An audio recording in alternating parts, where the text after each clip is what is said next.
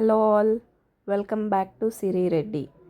ఈరోజు మన ఛానల్లో రెసిపీ వచ్చేసి మ్యాంగో తురుము చట్నీ అండి. ఓన్లీ సమ్మర్లోనే దొరికే ఈ మామిడికాయలతో ఇలా తురుము చట్నీ చేసి తింటే చాలా బాగుంటుందండి. అండ్ ఆల్సో ఒక 10 days వరకు నిల్వ పెట్టుకోవచ్చు అండి. చాలా బాగుంటుంది, ఒకసారి ట్రై చేసి చూడండి. చాలా ఈజీ కూడా అండి. మనం రోట్లో కావాలంటే రోట్లో చేసుకోవచ్చు, లేదు అనుకుంటే మిక్సీ జార్లో కూడా చేసుకోవచ్చు. చాలా ఈజీ అండ్ సింపుల్. సమ్మర్లో నార్మల్గా మనకి ఫుడ్ తినాలి అనిపించదు, ఎస్పెషల్లీ రైస్ ఐటమ్స్. కానీ ఇలా చట్నీస్తో వీటితో ట్రై చేసి చూడండి, కడుపు నిండా తినేస్తాము. ప్రాసెస్ ఏంటో ఒకసారి చూసేద్దాం రండి.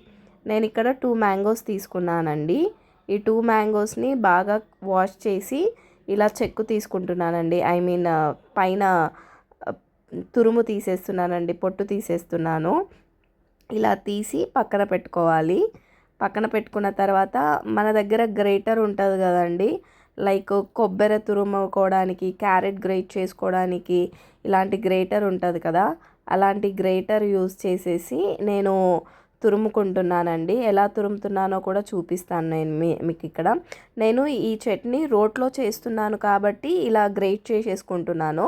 ఇన్ కేస్ మీ దగ్గర రోలు అవైలబుల్గా లేదు, మేము మిక్సీ జార్లో వేసుకుంటాము అంటే మాత్రం మ్యాంగోస్ని చిన్న చిన్న పీసెస్గా కట్ చేసి పెట్టుకోండి. సో దట్ మిక్సీలో మిక్సీ పట్టుకున్నప్పుడు అంత మెత్తగా రాకుండా కచ్చా పచ్చగా వస్తుంది.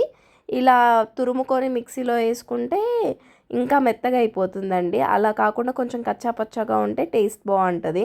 సో దట్ నేను రోట్లో చేస్తున్నాను కాబట్టి ఈరోజు గ్రేట్ చేసుకున్నానండి. ఇలా గ్రేట్ చేసుకున్న తర్వాత 2 మ్యాంగోస్కి మనకు అంత పల్ప్ వచ్చేసిందండి. ఇప్పుడు ఒక రోల్ తీసుకున్నాను. రోల్ కింద ఒక క్లాత్ వేసుకుంటే సో దట్ మిగతా వాళ్ళకి సౌండ్ ఎక్కువ రాదు, డిస్టర్బెన్స్ కూడా ఎక్కువ ఉండదండి. సో దట్ కింద ఒక క్లాత్ ట్రై చేసి చూడండి. ఇలా రోల్ తీసుకొని దాంట్లో ఒక 5-6 వెల్లుల్లి రెబ్బలు, ఒలిచిన రెబ్బలు వేసుకున్నానండి. వేసుకొని కాస్త జీలకర్ర వేసుకొని దాన్ని కచ్చా పచ్చాగా స్మాష్ చేసేసుకున్నాను.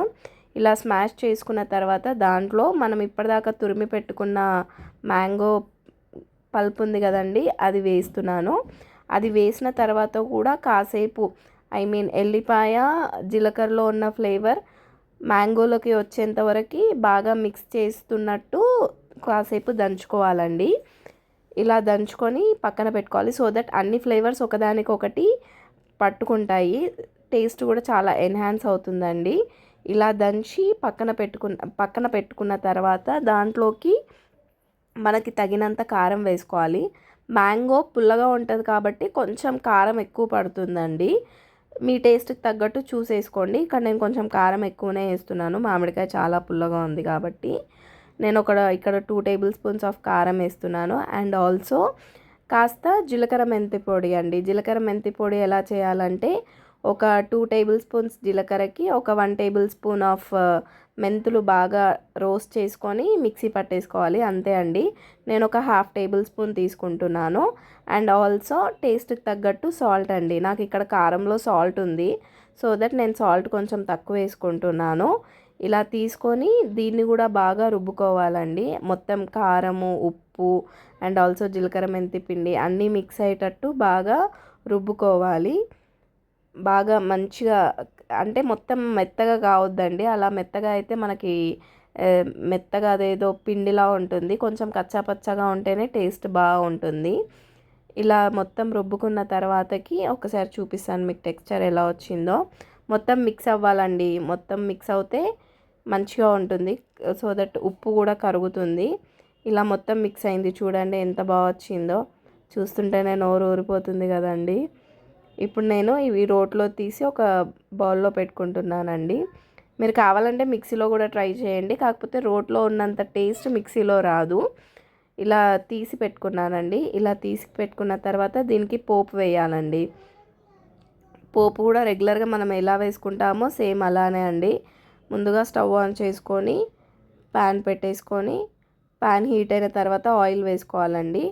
చాలా easy process and also simple, quick and fast. Morning లంచ్లోకి బాక్స్ పెట్టడానికి కూడా చాలా ఈజీగా అయిపోతుందండి. ఒక 10 మినిట్స్లో మనకి ప్రాసెస్ మొత్తం కంప్లీట్ అవుతుంది. ఒకసారి ట్రై చేసి చూడండి. ఇలా ఆయిల్ హీట్ అయిన తర్వాత మనం దాంట్లోకి కావాల్సిన పోపు దినుసులన్నీ వేసుకోవాలి.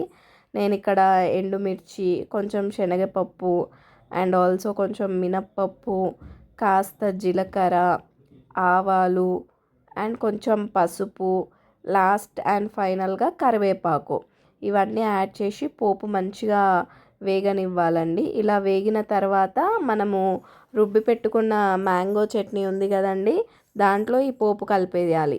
ఇంతేనండి, simple and easy process. Mango తురుము చట్నీ చాలా టేస్టీగా ఉంటుంది. సమ్మర్లో కడుపు నిండా తినేసేయచ్చండి. మీకు కానీ ఈ రెసిపీ నచ్చితే please like, share and comment and also try చేసి చెప్పండి. చాలా ఎమ్మీగా ఉంటుందండి. Thanks for watching.